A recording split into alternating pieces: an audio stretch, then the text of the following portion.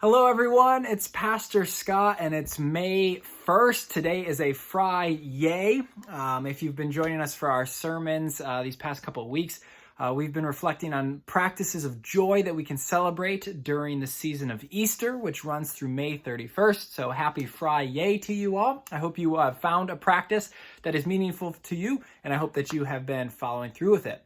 What I wanted to talk to you today about, though, was entering a brand new month strong. So today is May 1st. If you're watching this video, maybe it's May 2nd, May 3rd, but right now we are at the beginning of May. And if you are anything like Christy and I, the month of April was the longest month of the year. Oh my gosh, it just seemed like it would never end.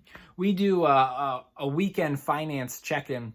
And every week I just kept thinking to myself, is there really another week of April? Is there really another week of April? And it wasn't just the finances. It just felt like this month was just dragging.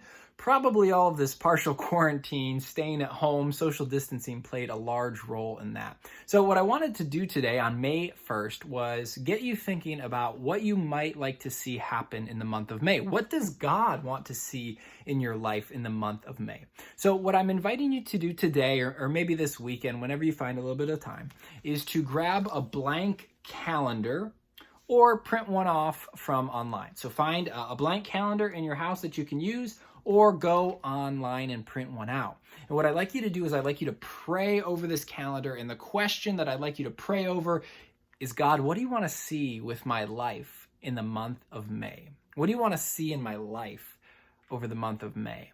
And what I'd like you to do is, as you pray that prayer, kind of discern where God might be leading you, and then use your calendar to hold yourself accountable to that. So what I mean by that is, let's say you really feel God putting it on your heart to try a better, more disciplined prayer routine. So you say, every day I want to pray for 5 minutes.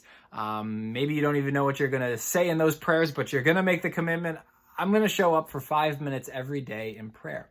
Well, what you would do is then every day that you pray, you'll put a little star or a check mark or a triangle, whatever you want to do on that day when you complete that 5 minutes of prayer. So it creates just basically a visual guide for how well or maybe not so well you're doing with that commitment. I know Christy, my wife, she has a commitment to walk outside for 20 minutes every day. So what she does is she puts a star on this calendar on our fridge for every day that she completes that task. It's just a visual reminder, a visual motivator, and a visual way of holding yourself accountable. So what I'd like you to do in the month of May is figure out, what is God seeking to do in your life, and then to use some kind of a calendar system to hold yourself accountable. One of the things that I have been trying to do recently is I've been trying to run more. And if you know me, you know that running was a big part of my physical discipline. But when Tyler was born, he kind of derailed that practice. I haven't really been running consistently. So what I've decided is we're in the month of May. It's springtime. The weather's going to eventually start getting nicer. So I'm going to write down on Mondays, Wednesdays, and Saturdays the word run. And then when I run, I get a check mark. So I just want to do that 3 times a week. And so I'm going to use my calendar 3 times a week to kind of check that off. If you have picked a practice for this season of Easter, a practice of joy, maybe you write that down on your calendar. So maybe every Friday you committed to the practice of watching a movie with your family night, a movie night with your family. Well, put that down on your calendar. Make sure it's a priority.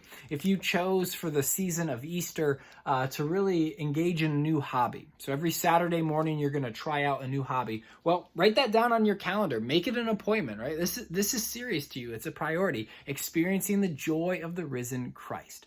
Now, for those of you who are watching who are already pretty disciplined, you already have a good prayer routine, you're reading scripture, you feel comfortable with your physical life, your physical body, how you're caring for that, well then what I invite you to do is to think about a challenge. What might challenge you for the month of May?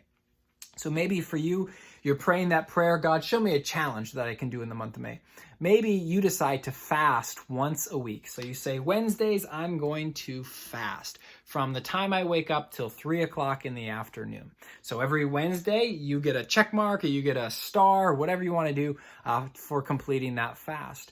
Maybe for you, you want to add a second time of prayer in your day. So maybe when you're done with work, before you transition to family time, you want to add an extra prayer time, maybe like 5 minutes, nothing crazy. So you get a star, a check mark, whatever for that extra time of prayer. You can kind of discern with God what this will look like. God, show me what you want to see happen in my life for the month of May. But the point is to figure out what that is and then have a system of accountability. And a calendar is a great way. We're in a new month. It's time to enter this new month strong. April is gone, thank the Lord. Now it's time to see what new things God is up to. So my question for you on May 1st, May 2nd, May 3rd, whenever you're watching this, is what is God seeking to do in your life? And then how can you use maybe a calendar to hold yourself accountable? So happy Friday to all of you watching. And again, I just wish you a tremendous blessing in these interesting times. And I really do pray that when we come back as a church, we come back stronger. We come back stronger. And this is a simple way to begin that process. So blessings to you today.